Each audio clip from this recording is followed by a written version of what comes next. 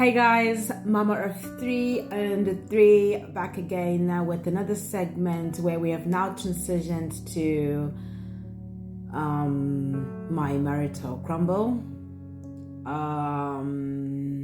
So for reasons, I'm going to choose to skip a bit the phase between after Gogo left and jump 3 months later.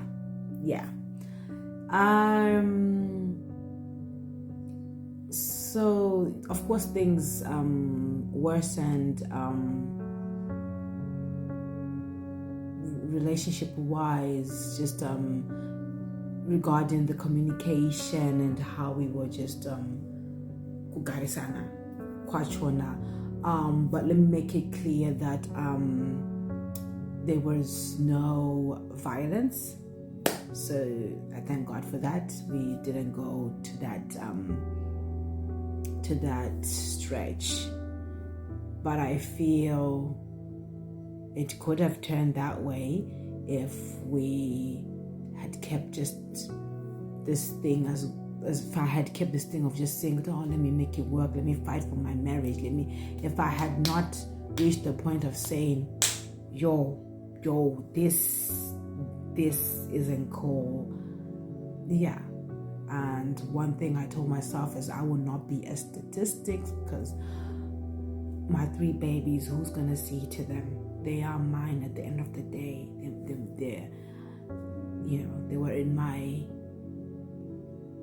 womb. I carried them, you know what I mean? They didn't apply to be on this earth. They're little innocent. Absolutely.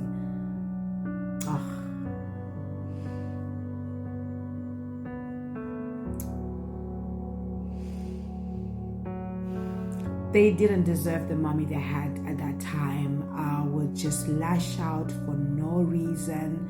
Number one, probably had it the hardest, and even a relationship is a work in progress till this day, where I probably instilled some sort of trauma, and I feel terrible about it, and I'm still working on it and still working.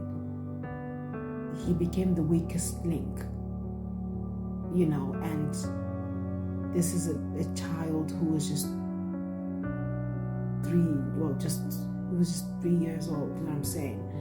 He had just turned 4 actually. He was barely 4, and is coupled with this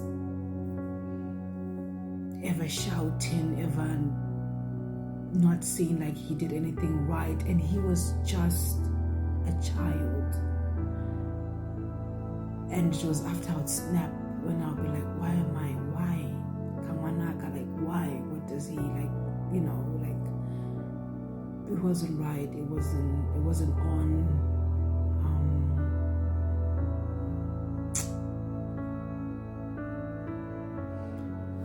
Yeah.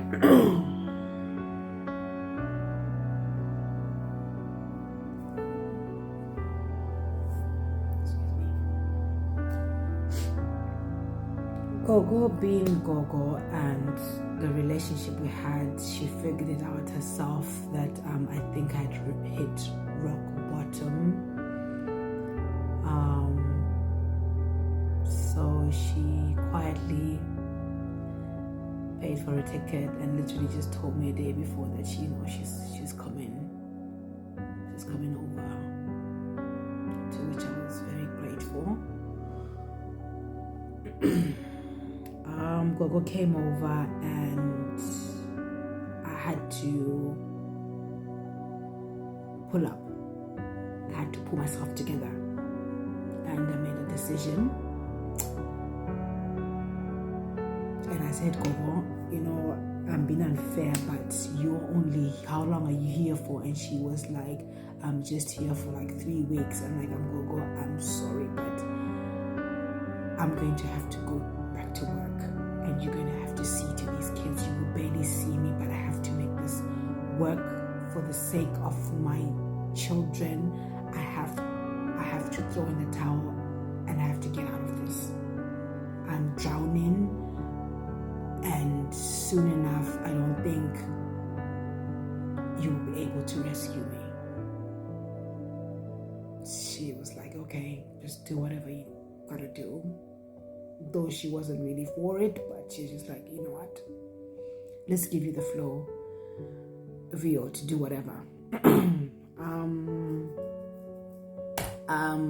The good thing, work was always looking for people, so got back in. I was privileged enough that my employer at that time understood my situation, that I had a newborn and I was still breastfeeding. So I would come back after my morning call, after my lunch, my morning calls at between 11 and 12. I would manage to get back home and breastfeed baby. The good thing was, like I did mention in my previous episodes, that baby would sleep through till 5. So it was a miracle. I don't know how God just worked it out.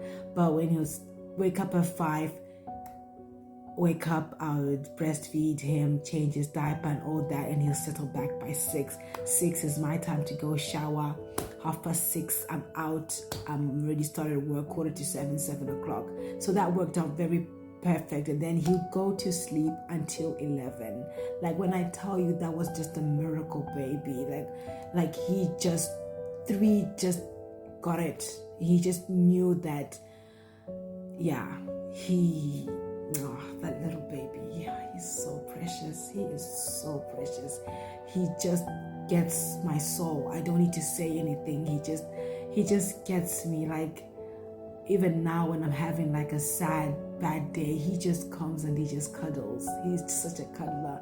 And he'll just randomly say, love you, mommy, just at the right time. I'm so grateful for this child, and that I'm so grateful I didn't give up on him, and he didn't give up on me either. Anyway, so I went back to work, and then so we've got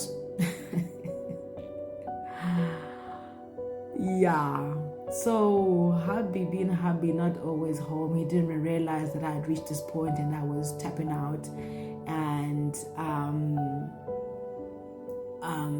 I called our travel agent, who allows us to actually, we can pay for tickets slowly, being the, so I put my deposit down because we're paid weekly at work, so that worked out. So I paid for myself and my 3 kids and gave a date the same day that mom was leaving, because I was like, I'm gonna need help with these 3 babies on the plane. Of course, I've done 2 babies before, but 3 babies on a flight to Zimbabwe is no man's joke. It's no man's play. So that was working out. Every Friday I was paying. The 3rd Friday, which was the last payment now, this is when it all just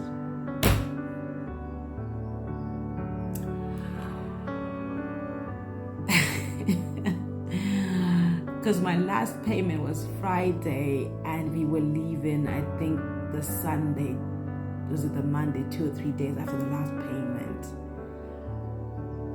And I was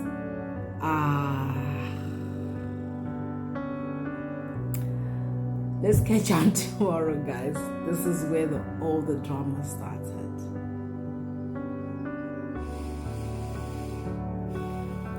Stay glued for more.